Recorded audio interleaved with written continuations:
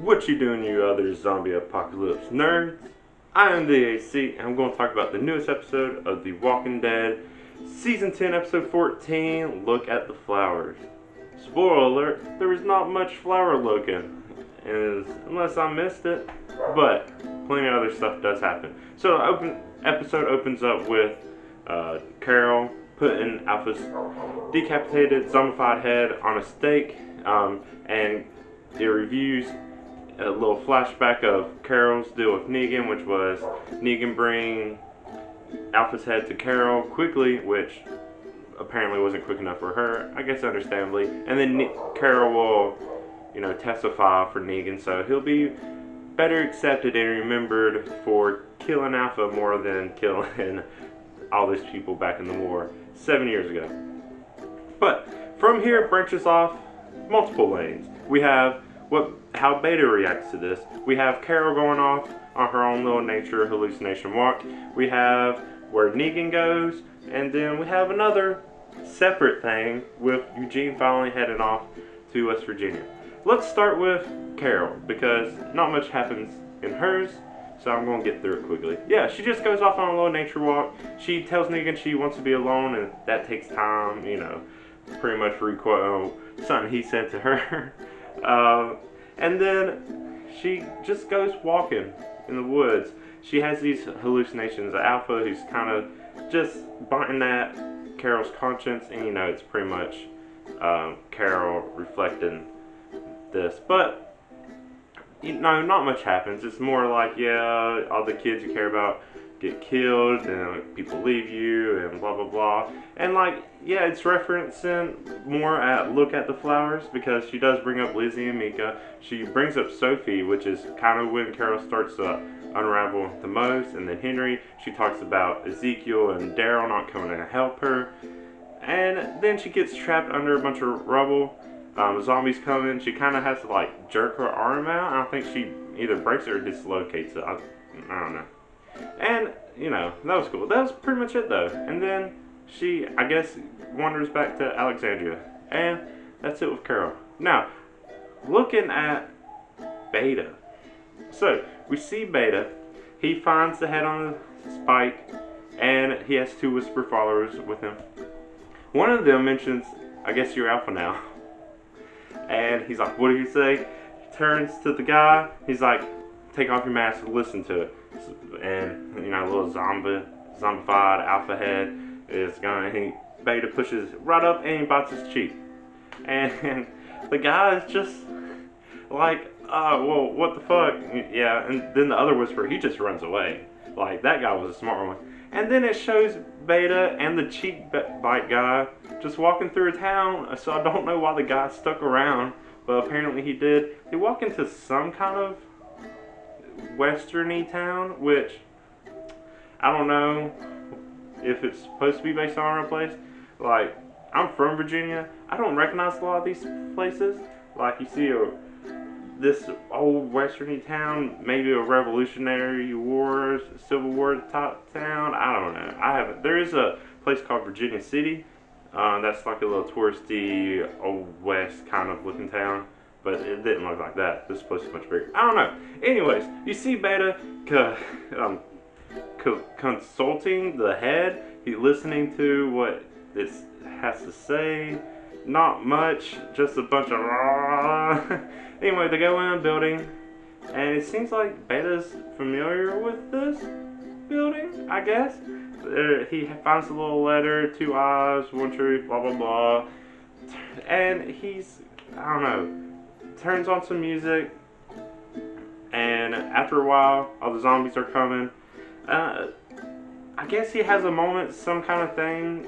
You can tell there's I guess a eureka moment or whatever, some epiphany. But eventually he finally puts the zombified Alpha head down, stabbing it through the head, rips away a little part of his mask, and it turns out, I guess he's a singer, or was some kind of country folk singer. I don't know. You see posters of it and him playing the music. But yeah, he has a horde now, and I guess he's going to move on with his. Get revenge for Alpha, maybe just, he's mad. I don't know, it was weird. It was a weird thing to see. But it was also weird to think of him as a singer. Get that backstory. I guess he's also already been in that area already, so I guess the Whispers originated in this area. I was never sure exactly where they came from, but I don't know. Backstory makes things confusing, but it's also interesting. Whatever. That's it for Beta. Let's move on to, I guess, my favorite part, which is Negan. He goes to untie Lydia. Lydia's not there. Daryl's there. Daryl kind of like, threatens him, trying to figure out what happened. Negan tells him. Daryl leads Negan tied up to where Negan's saying he put the head on Spike. The head's not there anymore, of course, because Beta took it.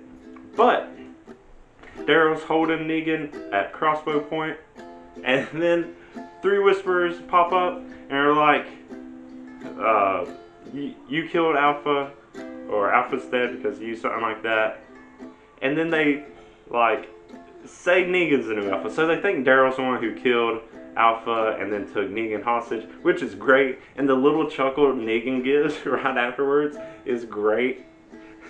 And I chuckled at the exact same time because I love Negan. Negan is awesome.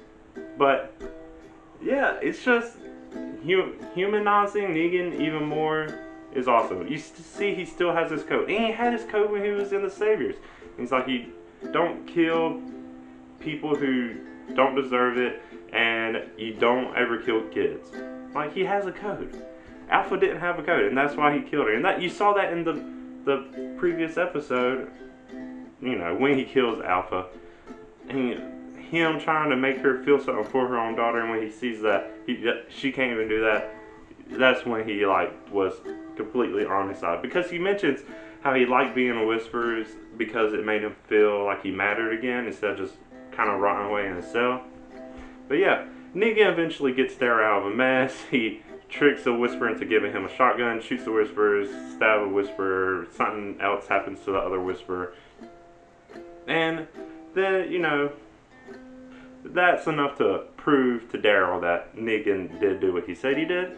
Then they're just sitting on a log having a little drink, and that's pretty much it. Negan doesn't really show where he goes, but it does say that Daryl is back at Alexandria, and he welcomes Carol back. And my favorite part of this whole episode is just the whole exchange between Negan and Daryl and the Whispers. That little moment, it was great. And then there's the last bit. Ezekiel finally tells everyone about Stephanie and about his rendezvous. He's been incommunicado. I don't know. He always talks weird, and it's fine. So I guess they make a plan to go meet with her, and for some reason, Yumiko and Ezekiel are the 2 that go. Don't know why. Kind of seems like a little random group, but whatever. I guess they want to give them more time. Maybe Ezekiel's going down on this trip. Who knows? He's pretty beat up. You see him trying to fight walkers, and he's just struggling. Somehow his horse gets bit, but his horse was a trooper and pushed on anyways. Rip another horse. Poor animals. But yeah, Ezekiel's doubting himself.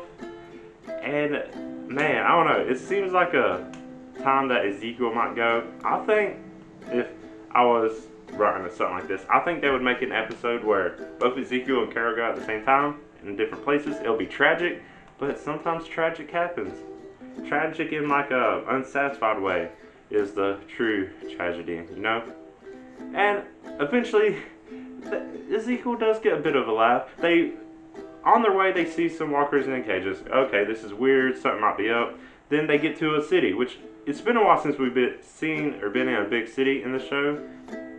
But the funny part is somebody's been tying up walkers so they look like they're still doing regular human things. One's tied up in a rocking chair. One is handcuffed in their car, and then police is right outside of it. It's just all kinds of stuff, and it gives Ezekiel a good laugh until they meet some kind of hyperactive, crazy-looking person, and that's kind of where it ends for them. So I'm curious to see who this person is. One, because it doesn't seem like Stephanie, and maybe part of Stephanie's group. Maybe this is just a random person. I don't know.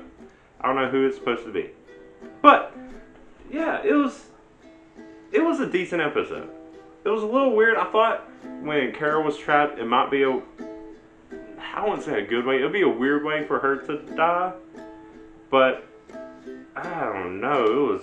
It was weird, especially for the title of the episode being "Look at the Flowers." That seems like the perfect title for an episode Carol would die. It would be a bit ironic, I guess. But yeah, nobody was looking at flowers. Who knows? I'm excited to see what this whole Eugene thing is going to pan out to be. That's what I'm looking forward to most.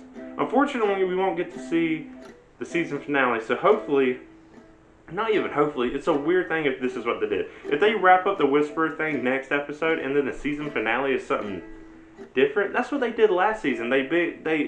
Episode 15 was the Spike episode. Then the next episode was like super lackluster. It was like a storm, nothing much. I don't know. It was weird. But I don't know. We'll see what happens. We have one more episode and then a long break until the finale. Hopefully it's a good one. But what did you think? Did you enjoy this episode? Did you feel relieved to finally see kind of more of the aftermath without the Michonne interruption that we had last week? I don't know. But I liked it. It was cool. It was cool to finally see the aftermath, see things happening. But if you like what I said about it, like this video. You want to see me talk more about The Walking Dead and other Walking Dead things in the future, all the zombie stuff in the future too, I'm going to try to find. Go ahead and subscribe to my channel, you can see all that. But until then, I'm DAC. Thank you for watching and bye.